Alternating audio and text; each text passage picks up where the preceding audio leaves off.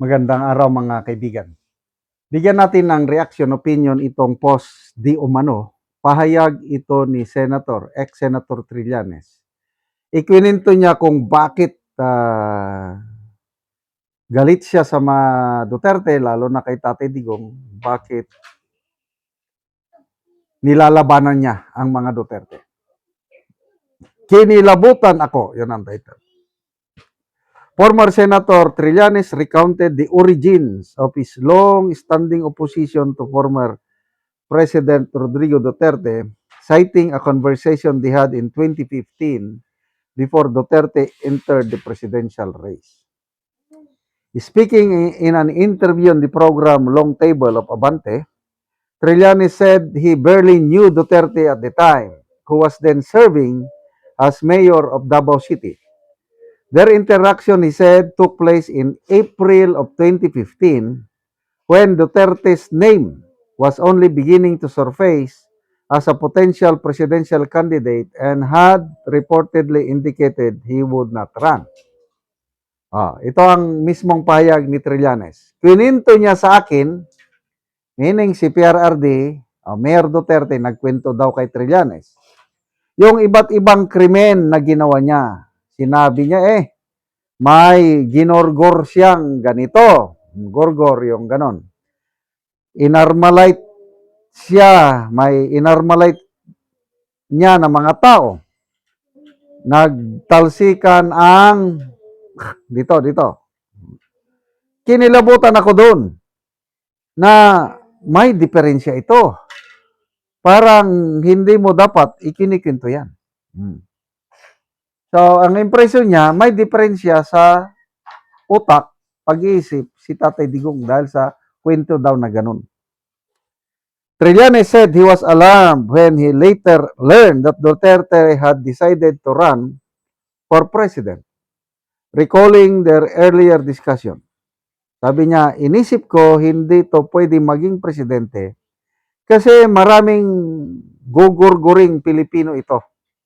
Kaya talagang simula noon, ginamit ko yung platform ko para kumbinsihin yung mga kababayan natin, huwag niyong iboto ito kasi maraming magugurgor na mga Pilipino.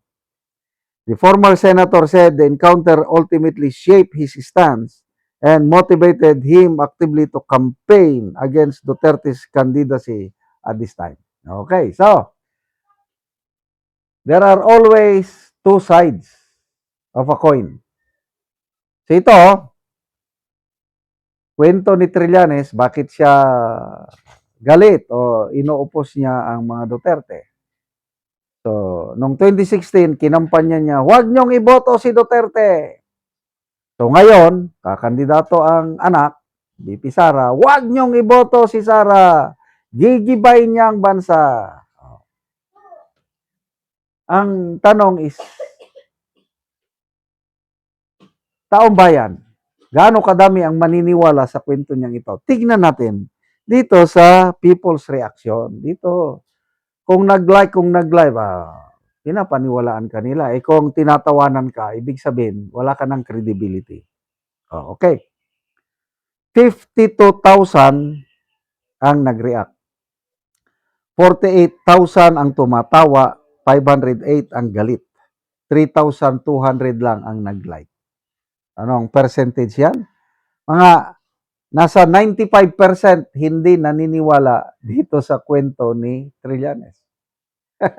Kasi ang kwento ni Tatay Digong, nabanggit din niya yan, na ako, naniniwala ko. Trillanes, lumapit yan sa akin noon. O kung hindi man siya personal na lumapit o parang emisary.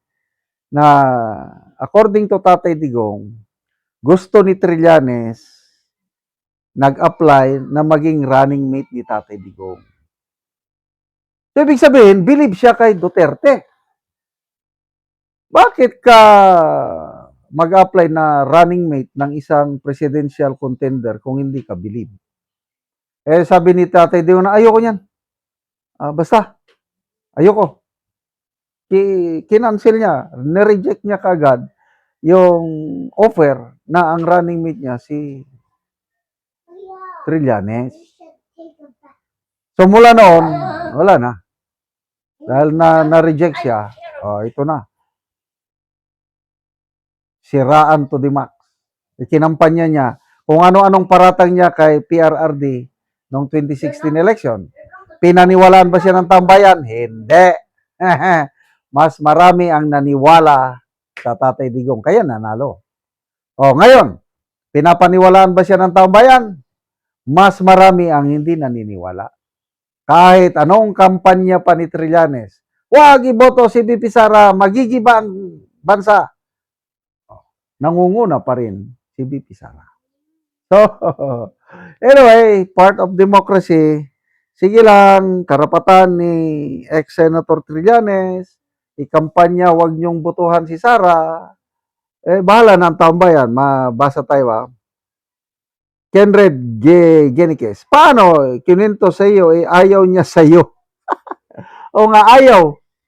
Malala na si Trililing, lahat gagawin, masira lang image ni Tatay Digong. Please lang, BP, pagtanggol nyo naman ang image nyo laban sa taong ito. Bian Gataselo, a very desperate man, mag-move on ka na, oy. Zara Adorable, but didn't you ask him to make you his BP for 2016 and you got rejected? Iyon ang katotohanan. Baka hindi alam ni Trillanes na ikwinento ni Tatay Digong yung pangyayari na nag-apply siya na BP niya. O alam niya, nagmaang-maangan lang. Ay, nako. Ray Enriquez, his mouth is no longer connected to his brain. Glenn, yung take ni Trillanes parang if you can't have you, no one will. Crazy, jealous, ex. Peter Podalan, I doubt his story. PRRD despise him and disrespected him for what he did during Oakwood Mutiny. He led the mutiny but surrendered. Oo. Malala ko na. Sabi niya, ano yan? Duwag yan. Magkudi-kudi tatas, mamaya mag-surrender lang din. Malala ko na. Good luck, ex-Senator Trillanes. Please, campaign hard para hindi manalo si BP Sara. At kung manalo siya, sana to pa rin ninyo ang inyong pangako na aalis na lang kayo sa Pilipinas at manirahan sa Amerika. Salamat mga kaibigan sa inyong pagsubaybay sa ating channel. Nakakatulong kayo ng malaki sa tribong Talandig ng Bukidnon dahil ang sweldo natin sa channel na ito is pantulong po sa tribo. Namimigay tayo ng libreng yero at pako para makapagpatayo naman sila ng mas maayos na tirahan. Panoorin nyo ang video na ito. Karon mo na niyang matagaan og yero. Si kuya, mag-atop na siya.